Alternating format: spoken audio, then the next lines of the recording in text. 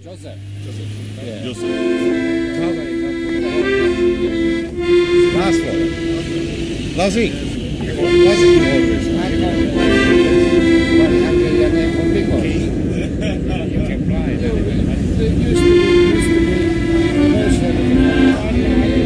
After which all Europe. Got the Hungarian or Horvatian living Hungary, a Hungarian living Horvatian, Slovenian living Hungary, and Hungary living the Hungarian. How comes a man by a name, you ask, with a curiosity shallow? You wish for a simple anecdote, a trifle, an entertainment for you and your fellows. Very well. Have you seen a rock on a cruel headland, where the wind and the tide's ministrations make no allowance, nor follow any plan, yet conspire to expunge imperfection? Is a child in his crib with his fatted limbs and his doting mother in attendance to be tested and scarred and beset, as if he were a man in the prime of his strength and endurance? No. Names we have were given at birth.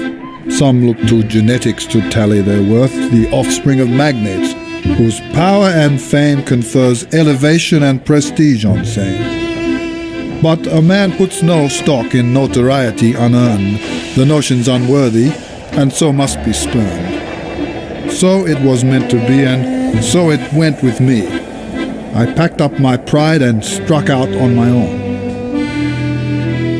I ran away to sea at the age of 11, in lowly estate, as you well could imagine, serving the needs of a harsh and cruel captain, enduring his scorn and cleaning out his cabin.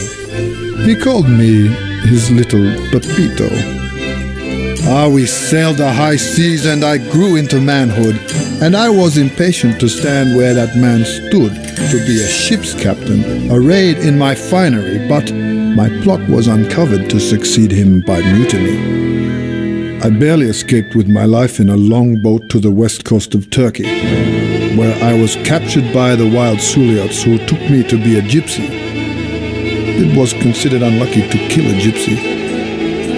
They camped upon the beach, they danced around a blazing fire, and chided and taunted and called me a liar when I told them that I was a bitter ship's captain, ill-used by fate and usurped by my crewmen.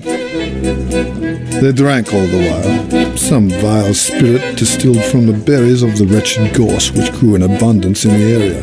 And the drunker they got, the more my stories seemed to amuse them. So I joined with their band and we rode off to the mountains together.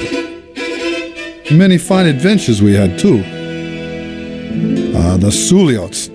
They loved me so well, they gave me a horse.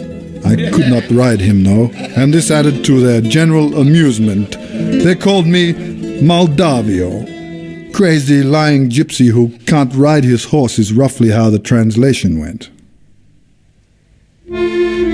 How comes a man by a name, you ask? Perhaps the answer is more than you wanted, and had better remain a mystery than to be revealed so mundane and deflated.